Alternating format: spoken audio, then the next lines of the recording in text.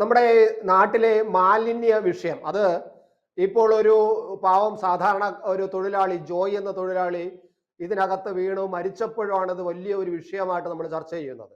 വളരെ കുറെ കാലമായിട്ട് നമ്മൾ ഇത് ചർച്ച ചെയ്തുകൊണ്ടിരിക്കുകയാണ്. നമ്മുടെ നാട്ടിലെ ഭരണാധികാരികളും രാഷ്ട്രീയക്കാരും എല്ലാവരും ഇങ്ങനെ ചർച്ച ചെയ്തുകൊണ്ടിരിക്കുകയാണ്. പക്ഷേ ഒന്നും പ്രയോജനമില്ല. ഒരു ഒരു ജോയ് എന്ന ഒരു സാധാരണക്കാരനായ ഒരു തൊഴിലാളിക്ക് അവിടെ മുങ്ങി മരിക്കേണ്ടി വന്നിരിക്കുന്നു.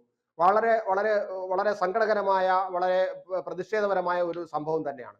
അപ്പോൾ സംഭവിച്ച നമ്മുടെ ഈ വേണ്ടപ്പെട്ടവർ, അധികാരപ്പെട്ടവർ പരസ്പരം പഴിചാരിക്കൊണ്ട് പരസ്പരം കുറ്റം പറയുകയും അവരവരുടെ ഉത്തരവാദിത്വത്തിൽ നിന്ന് അവർ ഒളിച്ചോടുകയും ചെയ്യുന്ന കാഴ്ചയാണ് നമ്മൾ കണ്ടത്. ഇന്നലെ മുഖ്യമന്ത്രി ഒരു പ്രത്യേക യോഗം വിളിച്ചു കൂട്ടിയിട്ട് ചില നടപടികൾ എടുക്കാൻ പോകുന്നു എന്നും പറയുന്നുണ്ട്. ആയിക്കോട്ടെ, അദ്ദേഹം എടുത്ത തീരുമാനങ്ങളെല്ലാം നടപ്പിലാക്കാൻ കഴിയട്ടെ, നന്നായിരിക്കട്ടെ. പക്ഷെ എങ്കിൽ പോലും നമ്മുടെ ഈ വിഷയം ഒന്ന് പരിഹരിക്കാൻ എന്താണ് മാർഗം, എന്താണ് നമ്മുടെ ഒരു പ്രശ്നം, എന്താണ് നമ്മുടെ ഇതിനെല്ലാം ഈ ഇത്രയും മാലിന്യം കുമിഞ്ഞുകൂടുമ്പോൾ അത് വീണ്ടും വീണ്ടും കുമിഞ്ഞുകൂടിക്കൊണ്ടിരിക്കുന്നത് എന്തുകൊണ്ടാണ്? ഇപ്പൊ തിരുവനന്തപുരം നഗരസഭയുടെ ഒരു പശ്ചാത്തലത്തിൽ അവിടുത്തെ ഒരു ക്ലീനിങ് തൊഴിലാളി, അദ്ദേഹം ശരിക്കും പറഞ്ഞ ഒരു ക്ലീനിങ് തൊഴിലാളി അല്ല, ഒരു കാഷ്വൽ ലേബറാണ്, പുറംപണിക്കാരനാണ്. അദ്ദേഹം അവിടെ ക്ലീൻ ചെയ്യാനായിട്ട് പോയ വഴിക്ക് അദ്ദേഹത്തിന് ആപത്തുണ്ടായി, അദ്ദേഹം മരണപ്പെട്ടു. ഈ വിഷയമാണ് ഇപ്പം തിരുവനന്തപുരം നഗരസഭയിലെ മാലിന്യത്തിന്റെ വ്യാപ്തിയെപ്പറ്റി ആശങ്ക ഉയർത്തിക്കൊണ്ട് മാധ്യമങ്ങളിലൊക്കെ നിറഞ്ഞത്. അതിൽ ദത്തകുമാർ പറഞ്ഞതിൽ ഒരു കാര്യമുണ്ട്. അതായത് ഭരണാധികാരികളുടെ ഭാഗത്ത് നിന്ന്, കോർപ്പറേഷൻ മേയറുടെ ഭാഗത്ത് നിന്നാണെങ്കിലും ഇറിഗേഷൻ വകുപ്പിന്റെ ഭാഗത്ത് നിന്നാണെങ്കിലും തദ്ദേശ സ്വയംഭരണ വകുപ്പിന്റെ ഭാഗത്ത് നിന്നാണെങ്കിലും ഈ ഒരു വിഷയത്തിൽ അതിന്റെ ഉത്തരവാദിത്വത്തിൽ നിന്ന് ഒഴിഞ്ഞു മാറാൻ പറ്റുകയില്ല. കാരണം ഈ ഒരു വിഷയം വളരെ ഇങ്ങനെ തുടർച്ചയായിട്ട് ഒരു തുടർ വിഷയമായിട്ട്, മാലിന്യ സംസ്കരണം എന്ന് പറയുന്ന ഒരു തുടർ വിഷയമായിട്ട് വന്നുകൊണ്ടിരിക്കുന്നതും അതിനൊരു പോളിസി ഉണ്ടാക്കി അതിനെ കൈകാര്യം ചെയ്യേണ്ടതുമായ ഒരു വിഷയമാണ്. പക്ഷേ സർക്കാരിനെ അല്ലെങ്കിൽ ഭരണാധികാരികളെ വിമർശിക്കാനായിട്ടുള്ള അല്ലെങ്കിൽ അവർക്ക് നേരെ പിടിക്കുന്ന കണ്ണാടി നമ്മളുടെ നേരെ കൊണ്ടൊന്ന് പിടിക്കേണ്ട കാര്യമുണ്ട്. കാരണം ഇതിന്റെ ആത്യന്തികമായി അല്ലെങ്കിൽ ഒരു ഫിലോസഫിക്കൽ ആൻസർ എന്ന് പറയുന്നത് മലയാളിക്ക് ഒരു പൗരബോധമില്ല. ഈ പൗരബോധമില്ലായ്മയുടെ തുടർച്ചയായിട്ടാണ് മാലിന്യങ്ങൾ ഇത്രയധികം കുന്നുകൂടിയത്. അതവിടെ നിൽക്കട്ടെ. ഇപ്പോൾ ഇവിടെ സംഭവിച്ച കാര്യം എന്ന് പറയുന്നത് ഗവൺമെന്റിന്റെ ഭാഗത്തല്ല, നഗരസഭയുടെ ഭാഗത്തുണ്ടായ വീഴ്ചയാണ്. ഈ വീഴ്ചയെ പറ്റി നമ്മൾ പറയുമ്പോൾ പോലും നമുക്ക് ചില ചോദ്യങ്ങൾ ചോദിക്കാനുണ്ട്.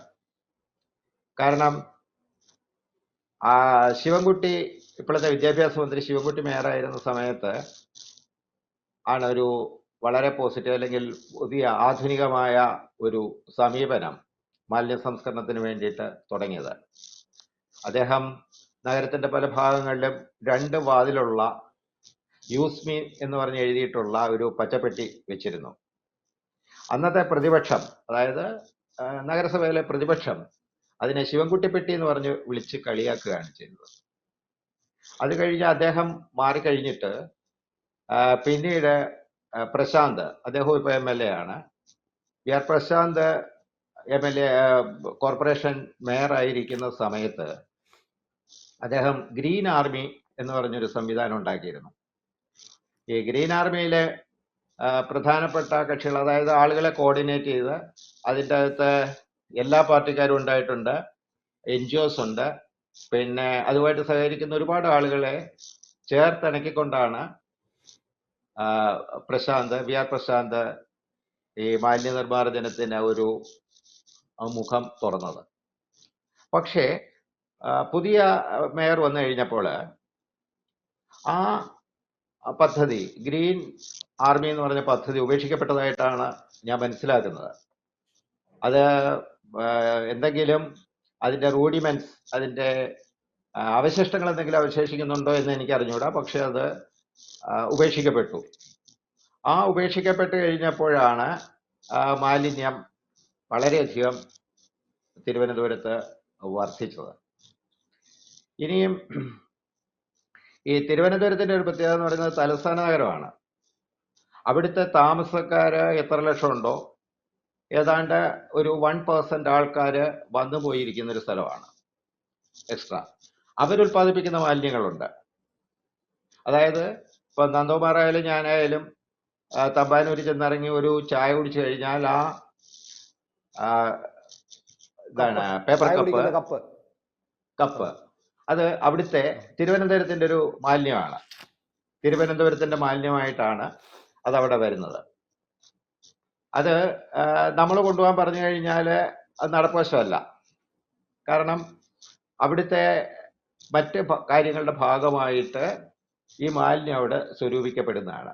ഈ മാലിന്യം നീക്കം ചെയ്യുന്നതിന് ഒരു പോളിസി, ആ പോളിസി ശരിക്കും പറഞ്ഞു കഴിഞ്ഞാൽ തദ്ദേശ സ്വയംഭരണ വകുപ്പാണ് ഉണ്ടാക്കേണ്ടത്. അതിൻ്റെ അകത്ത് തദ്ദേശ സ്വയംഭരണ വകുപ്പ് മന്ത്രി വികാരം കൊണ്ടാലൊന്നും കാര്യത്തിൽ നടപ്പില്ല.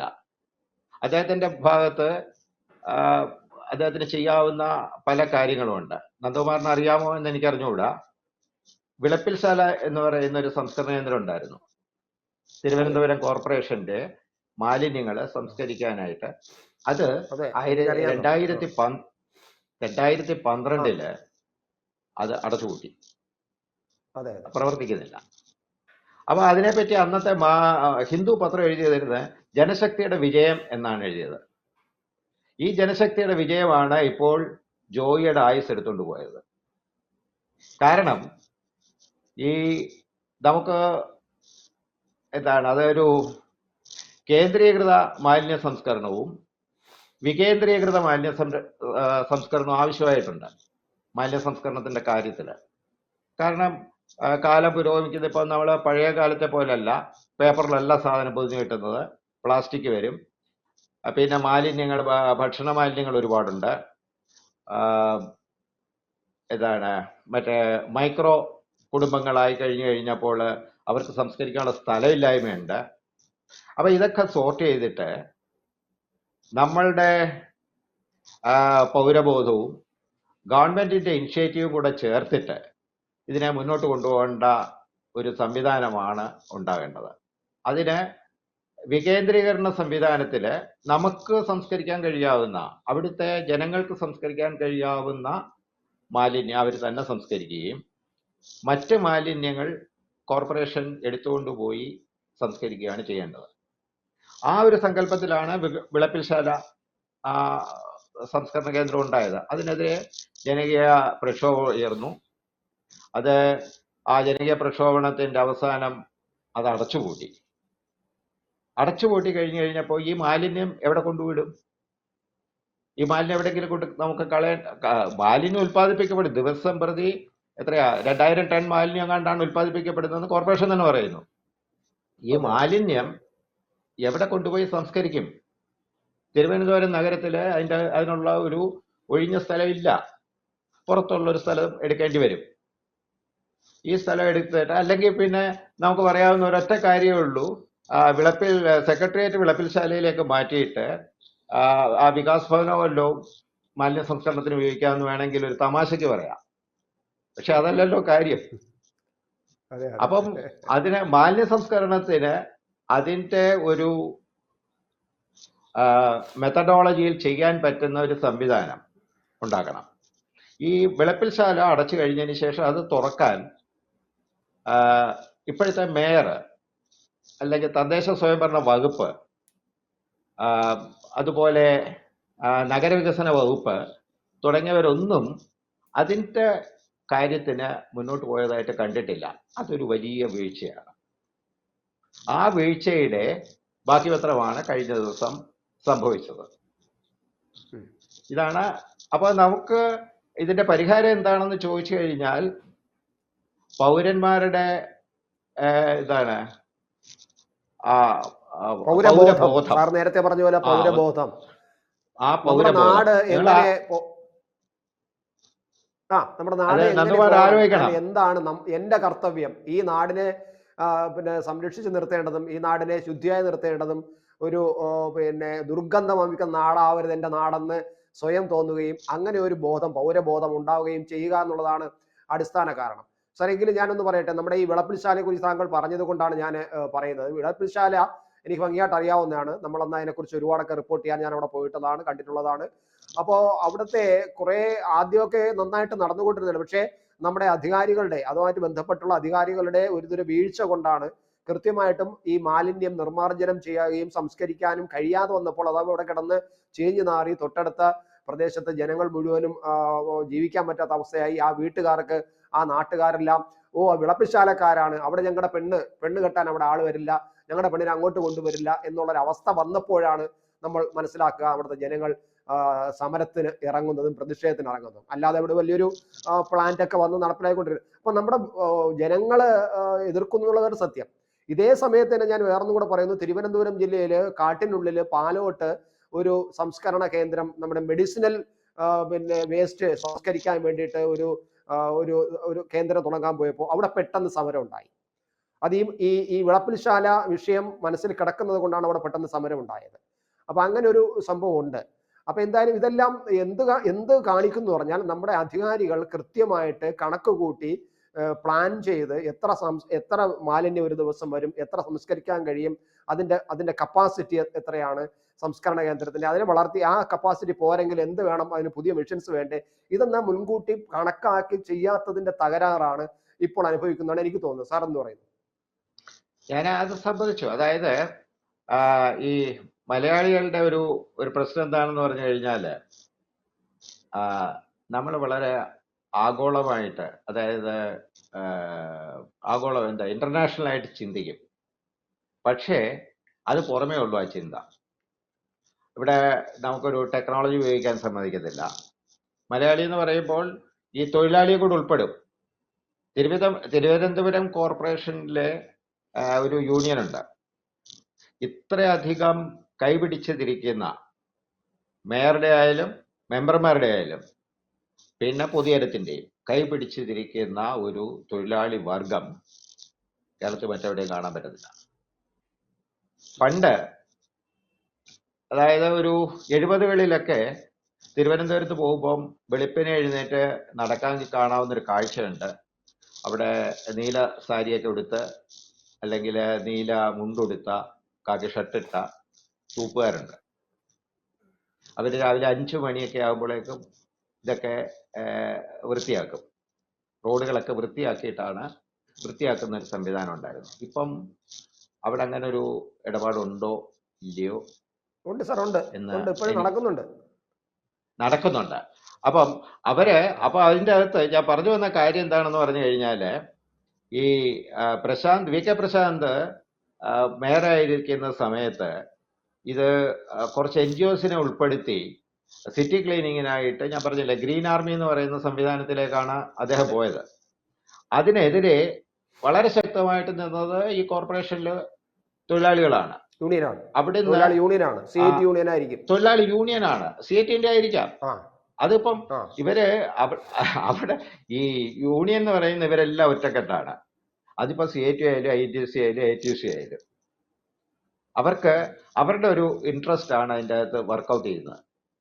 അല്ലാതെ നമ്മുടെ തൊഴിലാളി യൂണിയനുകളെ നയിക്കുന്ന കമ്മ്യൂണിസ്റ്റ് ഏത് പാർട്ടി ആയിരുന്നാലും ആ പാർട്ടികളും അവരവരുടെ കാര്യങ്ങൾക്ക് വേണ്ടി മാത്രം പഠിപ്പിക്കുകയും അതിനുവേണ്ടി മാത്രം സമരം ചെയ്യാൻ പഠിപ്പിക്കുകയും അതിന് ബോധവൽക്കരിക്കുകയും നാടെന്താണ്, നമ്മുടെ രാജ്യം എന്താണ്, നമ്മുടെ രാജ്യത്തിന്റെ ആവശ്യങ്ങൾ എന്താണ്, നമുക്ക് ഒരു തൊഴിലാളി എന്നുള്ള നിലയിൽ എൻ്റെ നാടിന്റെ വികസനത്തിനും നാടിന്റെ നന്മയ്ക്ക് വേണ്ടി എൻ്റെ പങ്ക് വഹിക്കേണ്ടത് എന്താണെന്ന് പഠിപ്പിക്കാതെ അവരുടെ കാര്യങ്ങൾ മാത്രം പഠിപ്പിച്ചു കൊണ്ടുപോയ രാഷ്ട്രീയ നേതൃത്വത്തിന് തകരാറാണത്. അതാണ് ഈ തൊഴിലാളികളിൽ ഇപ്പോഴും ഇങ്ങനെ അടിഞ്ഞുകൂടി കിടക്കുന്നത്. അതിപ്പോ പെട്ടെന്ന് മാറ്റാൻ കഴിയുന്നില്ല. അതുകൊണ്ടാണല്ലോ ഈ പിന്നെ നോക്കുകൂലിക്കെതിരായിട്ടൊക്കെ മുഖ്യമന്ത്രി ഇറങ്ങി തിരിച്ചിട്ട് പോലും നടപ്പിലാക്കാൻ കഴിയാത്തത്. അത് തൊഴിലാളികളെ മൊത്തം അതിൻ്റെ അകത്ത് കുറ്റം പറഞ്ഞിട്ട് കാര്യമില്ല. കാരണം തൊഴിലാളികളെ അല്ല ഇതിൻ്റെ അകത്ത് കുറ്റം പറയേണ്ടത്, തൊഴിലാളികളെ സംഘടനാ നേതാക്കൾ എന്ന് നമുക്കതിനെ ചുരുക്കണം. കാരണം 10 സംഘടനാ നേതാക്കൾ ഉണ്ടാകുന്നതെന്ന് പറഞ്ഞു കഴിഞ്ഞാൽ ഈ തൊഴിലാളികളെ ഉപയോഗിച്ച് എങ്ങനെ തങ്ങളുടെ ഇംഗിതങ്ങൾ നടപ്പിലാക്കാം എന്നുള്ളതാണ്. ഈ തൊഴിലാളികളെ മുന്നോട്ട് കൊണ്ടുപോയ ഒരു മുനിസിപ്പാലിറ്റി, അതായത് അന്താരാഷ്ട്ര തലത്തിൽ തന്നെ പ്രശംസ പിടിച്ചുപറ്റിയ ഒരു മുനിസിപ്പാലിറ്റി കേരളത്തിൽ ഉണ്ടായിട്ടുണ്ട്, സുൽത്താൻ ബത്തേരി. 2015 ഈ മുനിസിപ്പാലിറ്റി നിലവിൽ വരുന്നത്. പഞ്ചായത്തിന്റെ കൺവേർഷൻ അല്ലാത്തതുകൊണ്ട് പഞ്ചായത്ത് കമ്മിറ്റിയുടെ തുടർച്ചയല്ലായിരുന്നു, ഒരു പുതിയ കമ്മിറ്റി ആയിരുന്നു അത്. ആദ്യത്തെ സഹദേവൻ എന്ന് പറഞ്ഞ CPM-ന്റെ ഒരു എന്താണ് ജില്ലാ കമ്മിറ്റി അംഗമോ മറ്റോ ആണ്, അദ്ദേഹമാണ് ആദ്യത്തെ അതിന്റെ മുനിസിപ്പൽ ചെയർപേഴ്സൺ. അത് ഒരു വീതം വെച്ച സീറ്റ് ആയതുകൊണ്ട് ആദ്യത്തെ 2 വർഷം തന്നെ ഈ പദ്ധതി, അതായത് ക്ലീൻ സുൽത്താൻ ബത്തേരി എന്ന് പറഞ്ഞ പദ്ധതി അവര് ആവിഷ്കരിച്ചു. പക്ഷേ അതിന്റെ ഈ പഞ്ചായത്തിൽ നിന്നും മുനിസിപ്പാലിറ്റി ആയതിന്റെ സാങ്കേതികതകളിൽ പെട്ടിട്ട് അദ്ദേഹത്തിന് കാര്യമായിട്ട് കൂടുതൽ ഈ പ്ലാനിങ് അതിന്റെ അടിസ്ഥാനം ഇടാൻ പറ്റി എന്നുള്ളതല്ലാതെ മുന്നോട്ട് പോകാൻ പറ്റിയില്ല. അടുത്ത ടേമല്ല, ഇതിന്റെ പകുതിക്ക് 2.5 വർഷം കഴിഞ്ഞപ്പോൾ TL സാബു എന്ന് പറയുന്ന കേരള കോൺഗ്രസ് മാണി, അദ്ദേഹത്തിന്റെ പിൻബലത്തിലാണ് ഇടതുപക്ഷത്തിന് സുൽത്താൻ ബത്തേരി മുനിസിപ്പാലിറ്റി ലഭിച്ചത്. TL സാബു ചെയർപേഴ്സൺ ആയപ്പോൾ അദ്ദേഹം ഈ പദ്ധതി വളരെ ഭംഗിയായിട്ട് നടപ്പാക്കി. നിങ്ങൾ മാധ്യമപ്രവർത്തകരെല്ലാം അത് വളരെയധികം റിപ്പോർട്ട് ചെയ്തിട്ടുണ്ട്, പ്രധാനമന്ത്രി അതിനെ ശ്ലാഘിച്ചിട്ടുണ്ട്. അങ്ങനെ ഇരുന്നു. അപ്പം ഞാൻ അദ്ദേഹത്തിനോട് സംസാരിച്ചിട്ടുണ്ട്. അദ്ദേഹം പറയുന്നത് ഈ മുമ്പേ ഇപ്പൊ നന്ദകുമാർ ചോദിച്ച ചോദ്യത്തിന്, അതായത് ഇച്ഛാശക്തിയുള്ള ഒരു നേതാവിന് ചെയ്യാൻ കഴിയുന്ന കാര്യമാണ് TL സാബു സുൽത്താൻ ബത്തേരി കാണിച്ചത്. കാരണം ഇത് ആദ്യം ആളുകൾക്ക് തീരെ യോജിപ്പുണ്ടായിരുന്നില്ല. അദ്ദേഹം വളരെ ശക്തമായിട്ട് ഈ ഒരു ലക്ഷ്യം മുൻനിർത്തി ജനങ്ങളോട് സംസാരിക്കുകയും മുനിസിപ്പൽ ഉദ്യോഗസ്ഥരെ കൂടെ നിർത്തുകയും ചെയ്തു. സാർ, അപ്പൊ നമുക്ക് നമ്മുടെ വിഷയത്തില് നമ്മുടെ തിരുവനന്തപുരത്തേക്ക് വരാം. നമ്മുടെ ഈ മാലിന്യം ഇങ്ങനെ ഒന്ന് താങ്കൾ പറഞ്ഞത് ഒരു പ്രധാന പോയിന്റ് എന്ന് പറയുന്നത്, ഈ ആര്യ രാജേന്ദ്രൻ മേയറുമായി വന്നതിന് ശേഷം ഗ്രീൻ ടീം അല്ലെങ്കിൽ ഗ്രീൻ ടീം അങ്ങനെ ഒരു ആർമി, ഗ്രീൻ ആർമി അങ്ങനെ ഒരു ഉണ്ടായിരുന്നു. പക്ഷെ അത് നടപ്പിലാക്കാനോ അത് കൊണ്ടുപോകാനോ കഴിഞ്ഞില്ല. ഈ തൊഴിലാളി യൂണിയന്റെ സമ്മർദ്ദത്തിൽ അതിൽ അടിപ്പെട്ട് അതില്ലാതാക്കാനാണ് ചെയ്തത്. അത് വലിയൊരു അപകടമായി. അതിന്റെ ഒരു സാക്ഷ്യപത്രമായിട്ടാണ് ഇപ്പോൾ കാണുന്നത്. ജോയിയുടെ മരണം, ഒരു ജീവനാണ് പോയിരിക്കുന്നത്. അതൊന്ന്.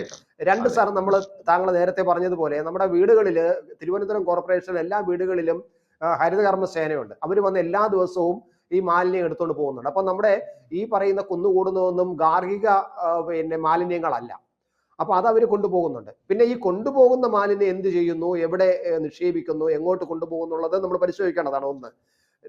2, നമ്മുടെ തിരുവനന്തപുരം പട്ടണത്തെ സംബന്ധിച്ചിടത്തോളം ഒരു പ്രധാനം എന്ന് പറയുന്നത് നമ്മുടെ വൻകിട ഹോട്ടലുകളുണ്ട്. മാർ ഹോട്ടലുകൾ ഉൾപ്പെടെയുള്ള വൻകിട ഹോട്ടലുകൾ. ഈ ഹോട്ടലുകളിൽ ഉണ്ടാക്കുന്ന മാലിന്യമുണ്ട്. ആ മാലിന്യം എങ്ങനെ നിർമ്മാർജ്ജനം ചെയ്യുന്നു, എങ്ങനെ കൊണ്ടുപോകുന്നു? ഒരു ദിവസം ഒരു ഹോട്ടൽ എത്രമാത്രം മാലിന്യം സൃഷ്ടിക്കപ്പെടുന്നു, അത് എത്രമാത്രം ജനറേറ്റ് ചെയ്യുന്നു, ആ ജനറേറ്റ് ചെയ്യുന്ന മാലിന്യം എങ്ങനെയാണ് അവർ ഉപേക്ഷിക്കുന്നത്? ഇതൊന്നും പരിശോധിക്കാൻ നമ്മുടെ കോർപ്പറേഷനിൽ യാതൊരു നിബന്ധനയുമില്ല, യാതൊരു നിയമവുമില്ല, യാതൊരു ഒരു കാര്യങ്ങളുമില്ല.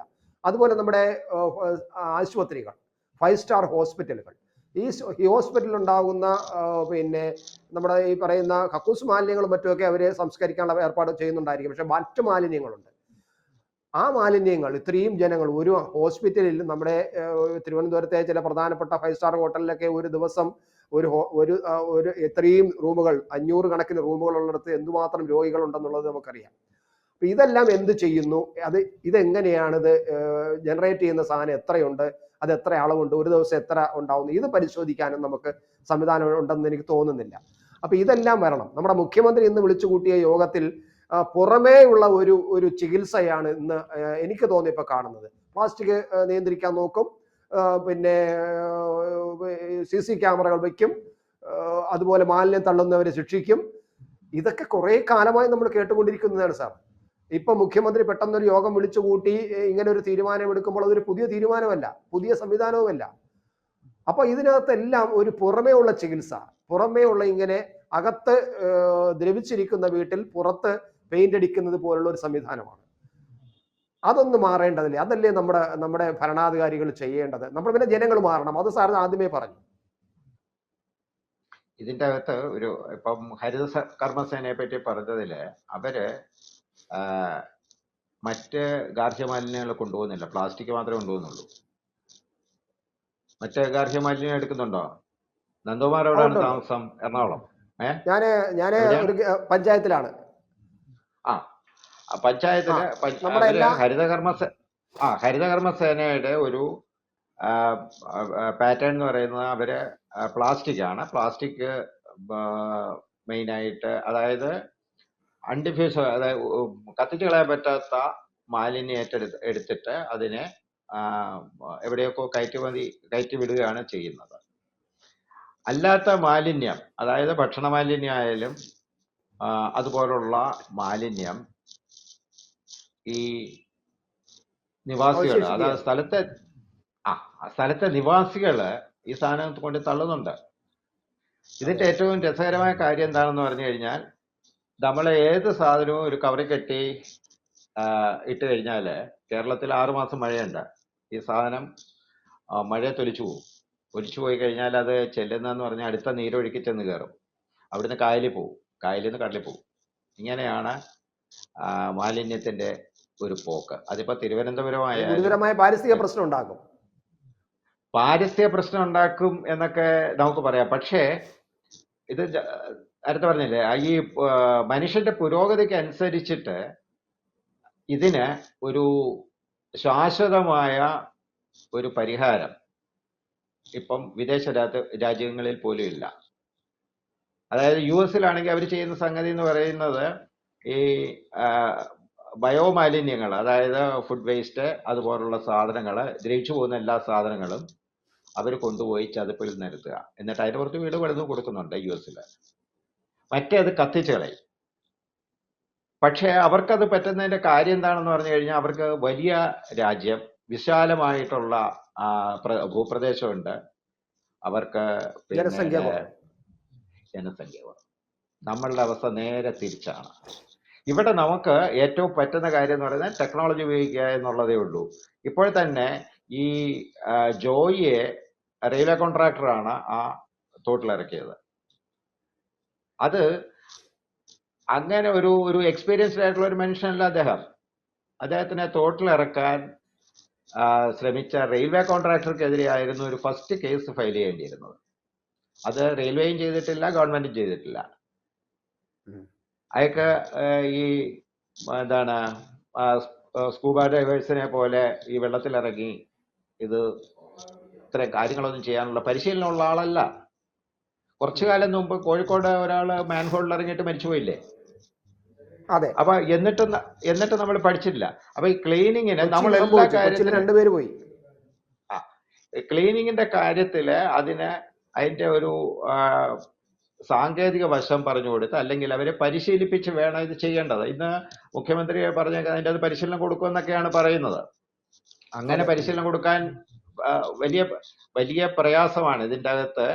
അതായത് നമ്മള് പുരോഗമനവാദികളെല്ലാം കൂടെ വാവാ സുരേഷ് പാമ്പിനെ പിടിക്കുന്ന രീതി തെറ്റാണ് എന്ന് പറഞ്ഞിട്ട് ബാക്കിയുള്ളവരെ ഉപദേശിക്കും. പക്ഷേ ആമയഞ്ചാൻ തോട്ടിലിറങ്ങുന്ന ഒരാൾ, അയാൾക്ക് പരിശീലനം കിട്ടിയില്ല, ആ പരിശീലനം കൊടുക്കാതെ ഇറക്കിയ കോൺട്രാക്ടറെ പറ്റി പറയുന്നില്ല. ഇവിടൊക്കെ നമ്മളുടെ ഒരു ഇരട്ടത്താപ്പുണ്ട്, മലയാളിയുടെ ഒരു പർട്ടിക്കുലർ ഇരട്ടത്താപ്പാണത്. ഈ ഇരട്ടത്താപ്പ് അതിനൊരു പ്രധാന കാരണം എന്ന് പറഞ്ഞാൽ, നേരത്തെ പറഞ്ഞ പോലെയാണ്, നമ്മള് ഈ ഭാവനയില് നമ്മൾ ജീവിക്കുന്നത് ന്യൂയോർക്കിലും പാരീസിലും ഒക്കെയാണ്. പക്ഷേ നമ്മളുടെ യാഥാർത്ഥ്യം നമ്മളെ തുറച്ചു നോക്കിക്കൊണ്ടിരിക്കുക. ഇതിന്റെ അകത്ത് നന്ദകുമാർ അപ്പൊ പറയുന്ന കൺക്ലൂഡ് നമുക്ക് ഈ ചെയ്യാം. ചർച്ച ഒന്ന് കൺക്ലൂഡ് ചെയ്യാം. അപ്പോൾ നമുക്ക് ഈ മാലിന്യം, അല്ലെങ്കിൽ ഈ മാലിന്യം ഇങ്ങനെ ഓരോ ദിവസവും ജനറേറ്റ് ചെയ്യുന്ന മാലിന്യം നമുക്ക് എന്ത് ചെയ്യാൻ പറ്റും? അത് ഇങ്ങനെ തന്നെ ഈ വീണ്ടും വീണ്ടും തുടരുമോ? അതോ നമുക്ക് താങ്കൾ പറഞ്ഞതുപോലെ ഒരു ശാസ്ത്രീയമായ രീതിയിൽ ഇത് സംസ്കരിക്കാനുള്ള സംവിധാനം ഉണ്ടാകുമോ?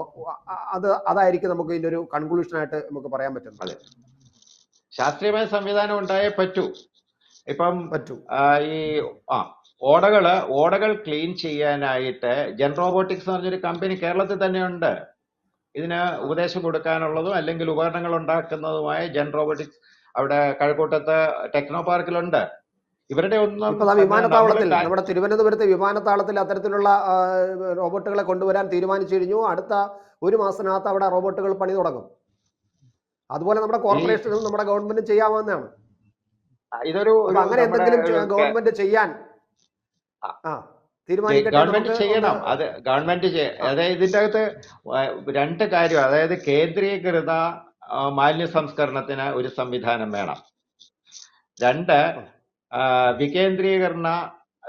വികേന്ദ്രീകൃത മാലിന്യ സംസ്കരണത്തിന് ഈ നിവാസികൾ, അതായത് നഗര നിവാസികളായാലും പഞ്ചായത്ത് നിവാസികളായാലും നമ്മളുടെ പൗരബോധം ഉൾക്കൊള്ളണം. പിന്നീട് ആധുനികമായ ടെക്നോളജി ഉപയോഗിക്കണം. ഇതല്ലാതെ ഇതിന് തൽക്കാലം അതൊരു ശാശ്വത പരിഹാരമല്ല. 50% പരിഹാരം അത് കണ്ടെത്തി. കൂടുതൽ വാർത്തകളും വിശേഷങ്ങളും നിങ്ങളിലേക്ക് എത്താൻ ABC മലയാളം സബ്സ്ക്രൈബ് ചെയ്യുക, ബെൽ ബട്ടണും അമർത്തുക.